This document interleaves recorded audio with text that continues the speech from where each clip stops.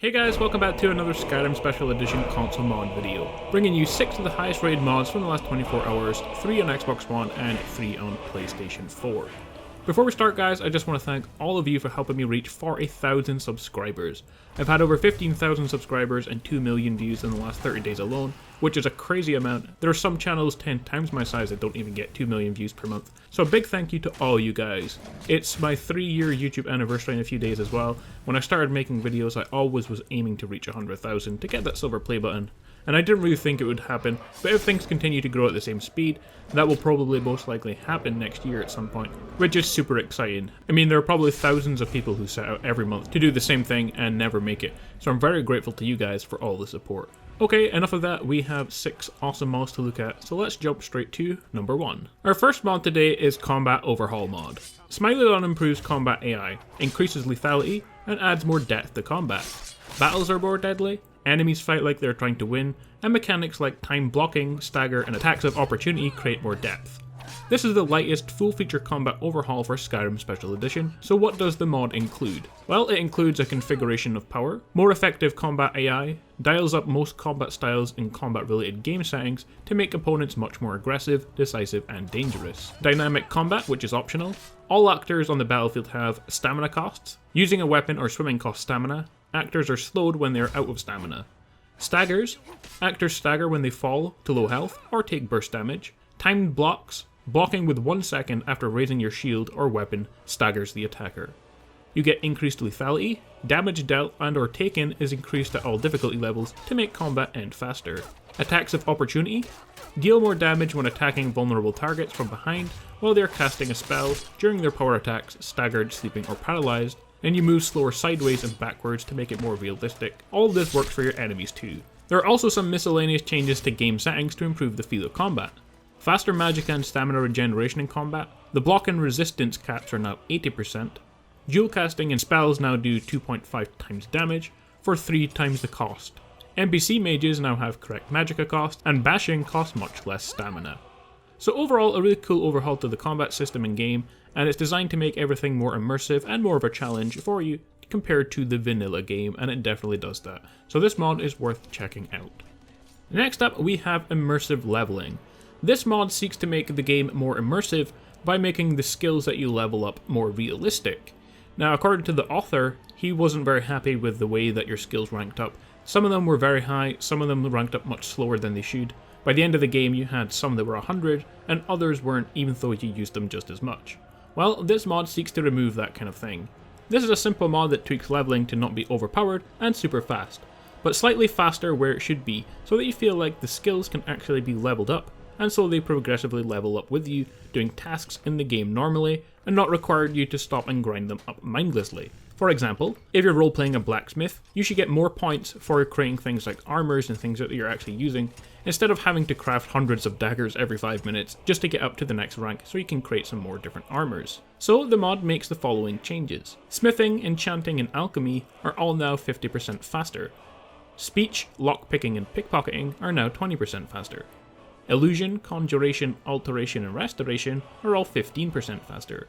Heavy armor, light armor, and block 10% faster, and destruction, two-handed, one-handed, archery, and sneak are all just the same. So a nice mod that I think is worth downloading, as I agree some of the leveling in the game is off and imbalanced, and this mod helps to fix that issue.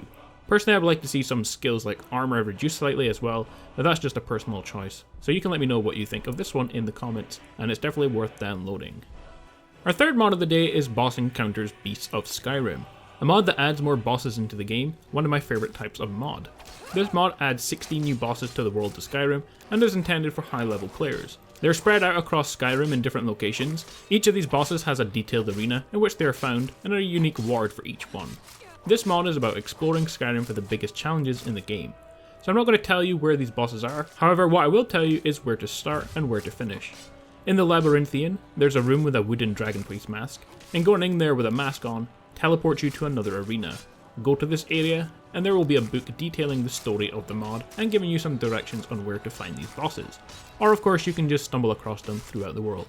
Now when you kill a boss, not only will it give you a powerful and unique loot, either on its corpse or in a chest nearby, You also get a key that is located on the boss. This key is important as it opens one small area in the Crypt of the Fallen Cultist, the small dungeon added in the final boss fight.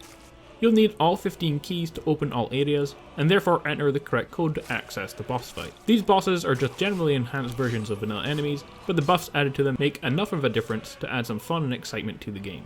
So a cool mod there that adds in loads of different boss encounters to the game, and once you kill them you get unique loot, and you collect keys in order to fight a final boss, so it's kind of like a quest as well. It's a really cool mod, and you should definitely check it out.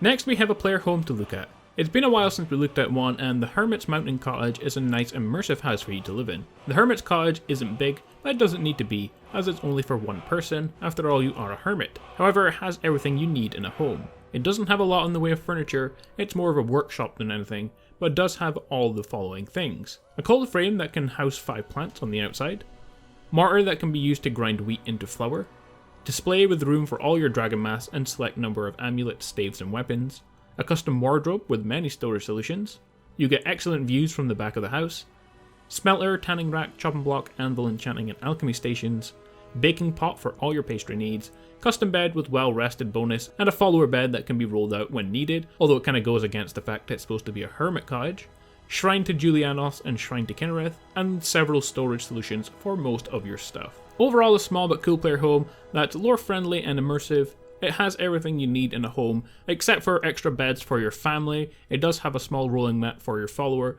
It's a hermit's cottage and you're not supposed to have anyone there anyway. Overall a nice house, and it's definitely worth checking out. Next up we have Heterochromia Complete, an eye customization overhaul. Heterochromia, as the name suggests, is a mod that alters the customization for your eyes, which lets you change both eyes separately. The mod breaks apart each possible eye colour into left and right parts, and then creates several hundred new eye selections that each use some combination of the colours. Since it's only changing how the eye selections work, it should be compatible with any texture replacer mod. It even removes racial restrictions between human and elven eye sets. Over 1,000 combinations are now possible, without adding any new textures. Want to make your Nord have his left eye be orcish and red, and have his right eye be blind? Then you can do that. The big difference between this mod and other mods is other eye mods add new textures or add completely new eye models. This mod doesn't add any of those. It adds new eye sets, created using the textures already available in the vanilla Skyrim. This also means that this mod works with retexture mods that change vanilla eye colours. So a cool mod that lets you customize the eyes for your character however you like, but doesn't affect other mods affecting your face or body, so it's a cool mod to check out.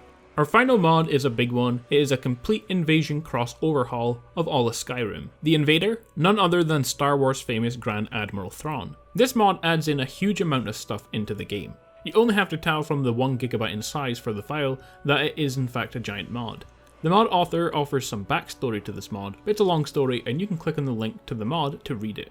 What the mod does add to the game, however, are hundreds of new allied soldiers that wage war across Skyrim in persistent battles, camps and fortresses, a new race to play which is the Chiss, over 50 new armor sets, light and heavy, new clothes, over 25 ultra powerful enchantments, 10 ultra powerful psionic spells with their own quests, 30 other spells, 15 dungeons and fortresses, 2 player homes, 2 world spaces, plenty of wandering boss enemies, loads of unique loot and drops including jewelry, potions and more. You can command powerful allied troops and forge deep bonds, work to rebuild the resistance into a mighty rebellion. Overall this mod is huge and you need to spend hours and hours to explore everything. What's in the video is just a quick glance at what you get, so a mod that's definitely worth checking out. I wish I had more time to actually show off what's in this mod as it's really awesome. Be careful though when you download this, it's a really big size and it's sure to clash with other mods, so make sure you make a backup save before you try it. Well guys, there we have it, 6 of the best mods from the last 24 hours on PS4 and Xbox One. As always guys, if you enjoyed the video, like, comment and subscribe. I will see you all later today for our top 5 mods of the day, so enjoy the rest of your day and I will see you all then.